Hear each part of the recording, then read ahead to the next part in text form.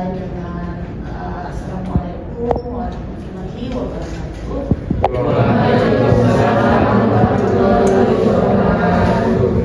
Bismillahirrahmanirrahim.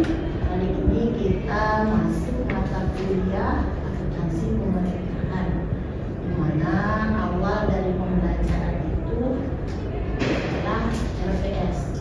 LPS hari ini kita akan mengacu kepada LPS KB.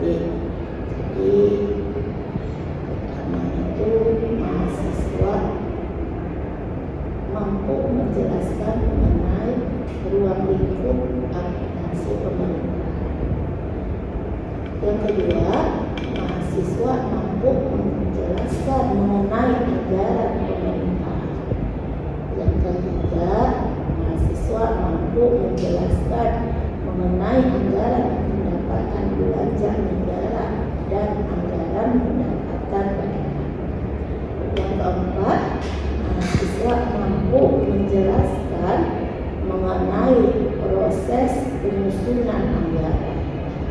Yang kelima, mahasiswa mampu menjelaskan mengenai perbendaharaan negara.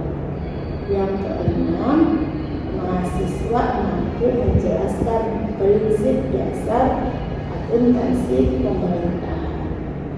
Yang ketujuh, mahasiswa mampu menjelaskan teknik akuntansi pemerintahan. Yang kedelapan, mahasiswa mampu dalam proses penjurnalan. Yang kesembilan, mahasiswa mampu menyusun laporan keuangan pemerintahan. Yang ke-11, mahasiswa mampu memahami metode pengakuan dan pengumpulan dalam akuntansi pemerintahan pendapatan belanja. Yang ke-11, mahasiswa mampu memahami metode pengakuan dan pengumpulan dalam akuntansi pemerintahan, persediaan investasi, aset tetap, kewajiban, dan ekuitas dana. Deskripsi mata kuliah kita ini bertujuan untuk memberikan pemahaman kepada mahasiswa tentang konsep dan teknik yang digunakan dalam akuntansi pemerintahan, di mana akuntansi pemerintahan itu merupakan bidang akuntansi yang memiliki kekhasan jika dibandingkan dengan akuntansi keuangan yang lebih berkembang. Beberapa perbedaan yang pokok terjadi antara akuntansi keuangan dan akuntansi pemerintahan disebabkan oleh adanya anggaran serta penggunaan akuntansi dana dalam pemerintahan. Selain itu, adanya motif institusi pemerintahan yang tidak mencari keuntungan.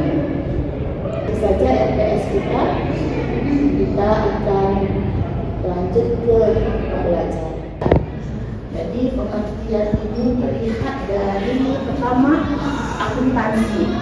Jadi kalau kita kaitkan dengan ilmu akuntansi itu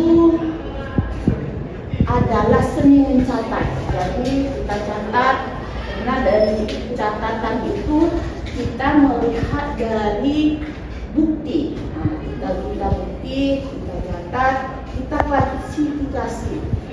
Setelah kita klasifikasikan, maka dapatlah kita ikhtisarkan.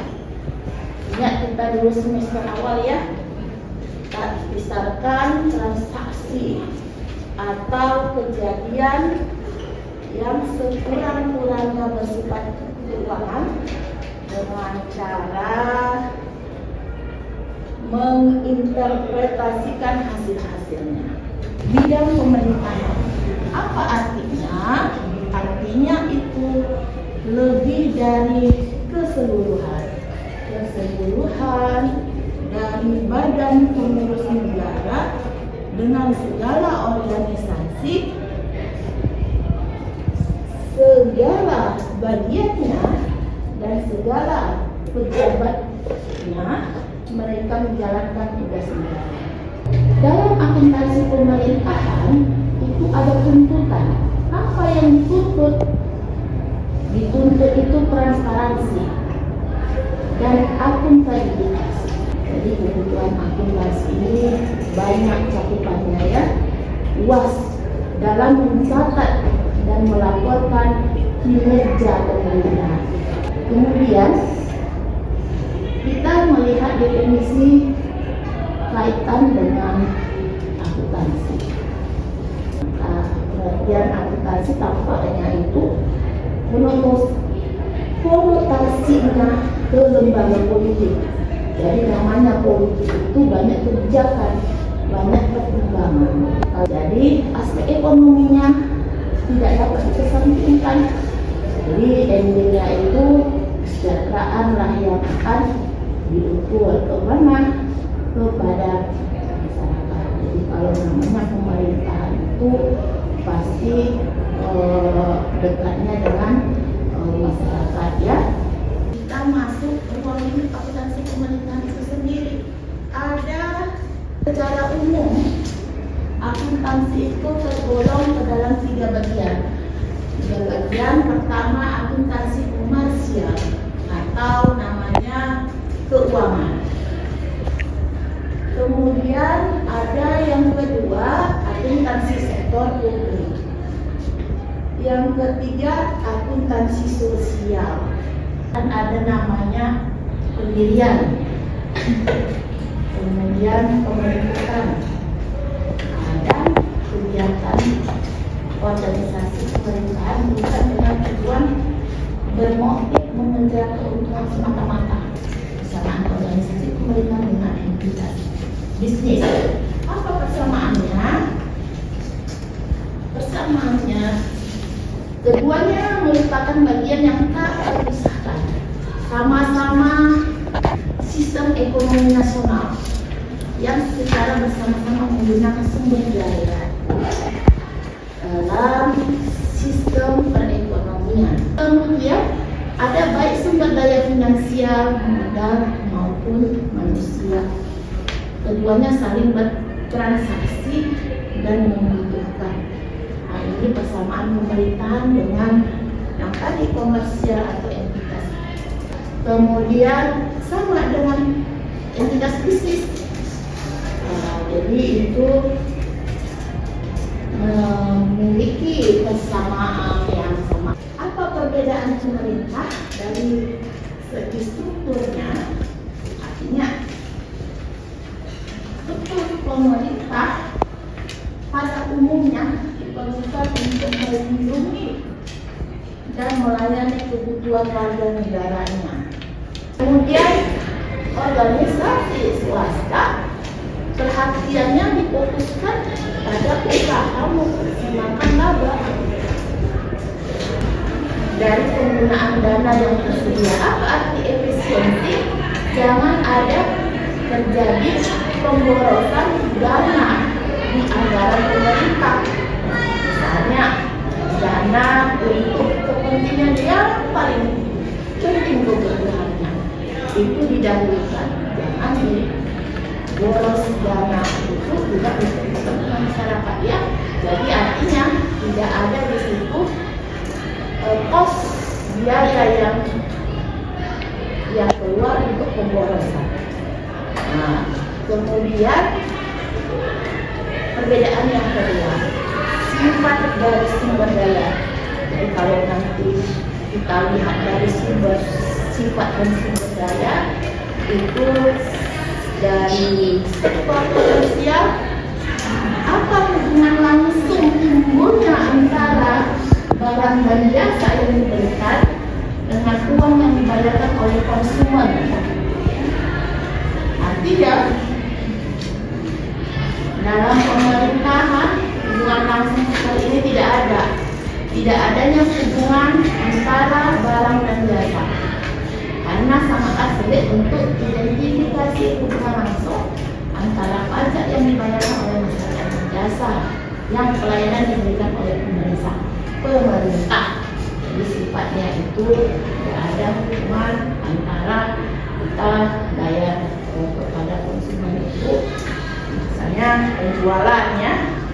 Organisasi pemerintahan sangat dipengaruhi oleh faktor politik. Di awal tadi Ibu lihat, Ibu singgung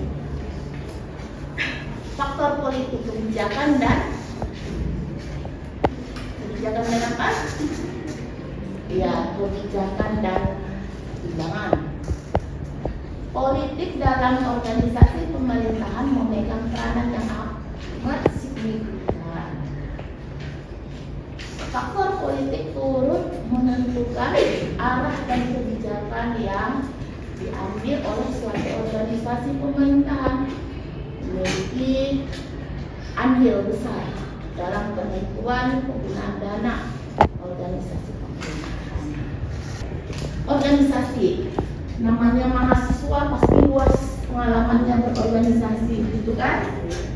Jadi ada nomor 4 ini tujuan organisasi. Coba dulu KOSMA. KOSMA apa arti dari tujuan organisasi dan buat dulu contoh. Coba.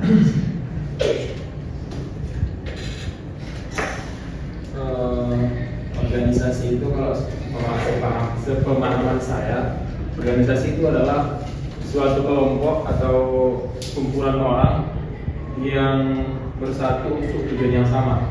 Tujuan yang sama di dalam organisasi itu antara lain salah satunya ada yang kemanusiaan, ada mungkin pemerintahan, ada bisnis dan segala macamnya. Jadi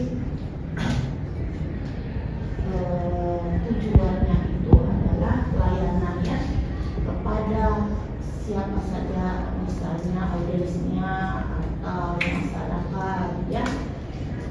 Yang kelima ini ada penggunaan anggaran, ini juga berkaitan dengan dana ya kalian. Tunjuk KOSMA, siapa yang mau ditunjuk untuk menjelaskan dan memberikan contoh nomor 5. Akhirnya aja. Ya silakan. Bagaimana nanti kamu bergabung dengan atau organisasi dengan penggunaan anggaran? Silakan. Apabila nanti kita berkarir di dalam satu organisasi dengan tujuan penggunaan anggaran itu dapat kita gunakan untuk menyusun konsep dan teknik serta strategi keuangan organisasi yang akan kita jalankan. Seperti itu contohnya. Dengan melakukan penganggaran kita dapat mengefisiensikan dan mengefektifkan dana yang kita miliki untuk kebutuhan organisasi kita. Contohnya kita menganggarkan untuk pembelian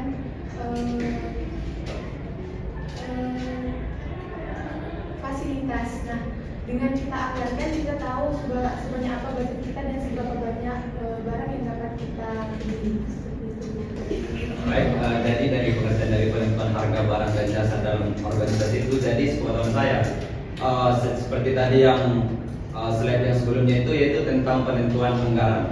Nah, jadi setiap organisasi, khususnya yang organisasi yang ada di kampus yang lebih kita kenal, bahwasanya itu semua anggaran yang akan dibelanjakan itu pasti kita sudah tahu tentang harga yang akan kita beli. Karena sebelum kita membeli barang itu pasti kita akan mensurvei barang apa saja yang memang bisa kita beli daripada dana yang sudah ada dalam organisasi tersebut. Biar sekali ya, tidak ada profit yang akan kita capai. Iya, cukup sekianlah hari ini pembelajaran kita di rumah. Slide-nya diulangi untuk dibaca ya. Oke.